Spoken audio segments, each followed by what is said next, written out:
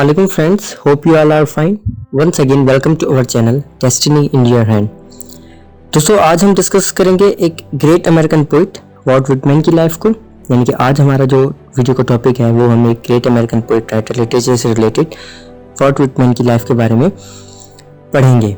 दोस्तों vault Whitman को America का ग्रेटेस्ट पोइट माना गया है। अमेरिकन लिटरेचर को पढ़ा जाए और उसमें वॉल्ट व्हिटमैन की बात ना हो, ऐसा हो ही नहीं सकता। तो चलिए आज इन्हीं की लाइफ को डिस्कस करते हैं। कुछ इंपॉर्टेंट पॉइंट्स आपके सामने शेयर करूंगा जो कि एग्जाम पॉइंट ऑफ व्यू से आपके लिए जानना बहुत ज़्यादा इम्पोर्टेंट है। सबसे पहले बात करते हैं अमेरिकन लिटरेचर की। तो इसमें दो बहुत अहम मूवमेंट्स आए थे, जिसमें से एक था ट्रांसेंडेंटलिज्म और दूसरा जो मूवमेंट आया था वो था रियलिज्म। ये दोनों मूवमेंट्स क्या हैं ये एक अलग टॉपिक है, इस पर फिर कभी बात करेंगे। लेकिन इन दोनों मूवमेंट्स के बीच के जो राइटर हैं वो थे वॉल्ट व्हिटमैन। दोस्तों वॉल्ट व्हिटमैन को फादर ऑफ फ्री वर्ड्स भी कहा जाता है। हालांकि इन्होंने कभी भी अपनी लाइफ में फ्री वर्ड्स को इन्वेंट नहीं किया, उसके बावजूद भी इन्हें फादर ऑफ फ्री वर्ड्स कहा जाता है। उसकी वजह ये कि इनसे पहले भी काफ़ी राइटर्स थे जिन्होंने फ्री वर्ड्स में लिखा, लेकिन वॉल्ट व्हिटमैन ही ऐसे जो वो राइटर थे जिन्होंने फ्री वर्ड्स को इतना पॉपुलर किया जितना किसी ने नहीं किया, इसलिए अक्सर इन्हें फादर ऑफ फ्री वर्ड्स भी कहा जाता है।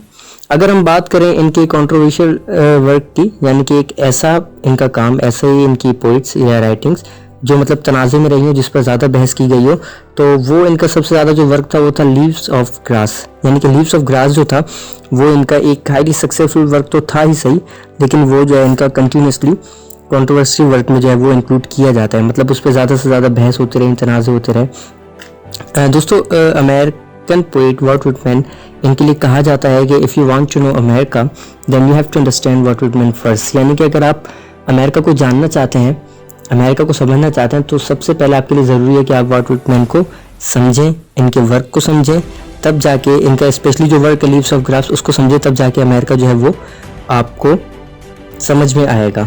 अगर हम बात करें दोस्तों वॉल्ट व्हिटमैन की, तो इन्हें एक अमेरिकन प्रेसिडेंट थे अब्राहम लिंकन बहुत ज़्यादा ही पसंद थे इन्हें वॉल्ट व्हिटमैन को। इन्होंने अब्राहम लिंकन के लिए कुछ फेमस पोम्स भी लिखी थी, जिसमें इन्होंने डायरेक्टली तो उनका नाम नहीं लिया, बट इनडायरेक्टली इन्होंने ये पोम्स उन्हीं के लिए लिखी थी, जिसमें से एक पोम का नाम है ओ कैप्टन माई कैप्टन। ये जो इन्होंने अपनी लिखी थी राइटिंग से इन्होंने अब्राहम लिंकन के लिए लिखी थी। इसी के अलावा दोस्तों एक अमेरिकन पोइट है इज़रा पाउंड, जो कि एक फेमस अमेरिकन पोइट थे। उन्होंने वॉल्ट व्हिटमैन के लिए लिखा है कि America's poet he is America. यानी कि अमेरिकाज पोइट मीन्स ये कि अमेरिकन पोइट है, अमेरिका के पोइट है, एंड ही इज़ अमेरिका, और यही अमेरिका है। This line shows the greatest importance of Walt Whitman in the history of English literature. यानी कि ये वॉल्ट व्हिटमैन की इंपॉर्टेंस बता रही है कि उनका मतलब वर्क इतना हाईली सक्सेसफुल इंपॉर्टेंट माना जाता है अमेरिकन लिटरेचर में कि उनके लिए ये लाइन लिखी गई थी। दोस्तों मैं आपको बताता चलूँ कि अमेरिकन लिटरेचर में वॉल्ट व्हिटमैन इतने इम्पोर्टेंट क्यों हैं। सबसे पहले जो पोएट्री लिखने की बाउंड्रीज थी, जो हम कह लें कि एक रूल्स और रेगुलेशंस थे, वॉल्ट व्हिटमैन ने साफ मना कर दिया था कि वो किसी भी बाउंड्री को, किसी भी रूल्स और रेगुलेशंस को नहीं मानेंगे। उनके दिल में जो आएगा वो ये लिखेंगे।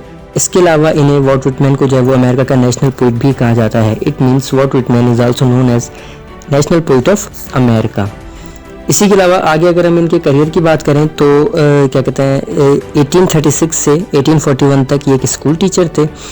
देन आफ्टर दिस 1841 से लेकर 1847 तक इन्होंने अलग अलग चैनल्स में न्यूज़ रिपोर्टर की एज ए न्यूज़ रिपोर्टर भी काम किया था। दोस्तों अगर हम बात करें वॉल्ट व्हिटमैन के इंपॉर्टेंट वर्क्स की, तो सबसे पहले इनका इंपॉर्टेंट वर्क था फ्रैंकलिन इवांस के नाम से, जो कि इन्होंने 1842 में पब्लिश किया था।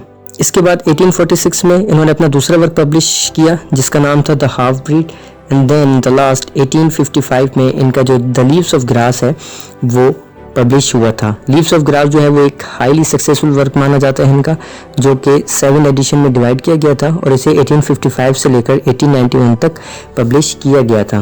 दोस्तों लीव्स ऑफ ग्रास इनका फेमस वर्क था, लेकिन ये बहुत ही कंट्रोवर्शियल वर्क था। इतना कंट्रोवर्शियल वर्क था यानी कि इनके इस वर्क पे इतनी बहस की गई थी, इतना इस वर्क को जो है इनके मतलब बुरा भला कहा गया था कि इस वर्क के बाद इन्हें इनकी जॉब से निकाल दिया गया था। दोस्तों लास्ट में वॉल्ट व्हिटमैन का एक फेमस कोट है कि always keep your face always toward the sunshine and your shadows will fall behind you। Simple words अगर मैं आपको समझाना चाहूँ तो ये कहना चाहते हैं कि हमेशा ज़िंदगी में पॉजिटिव साइड देखें और जितनी भी प्रॉब्लम्स आप फेस कर रहे हैं, जितने भी स्ट्रगल के बीच में आपके हार्डशिप्स आ रही हैं, अप्स एंड डाउन्स आ रहे हैं, ऐसे लोग जो आपको डिमोटिवेट कर रहे हैं उन्हें हमेशा अपने पीछे रखें।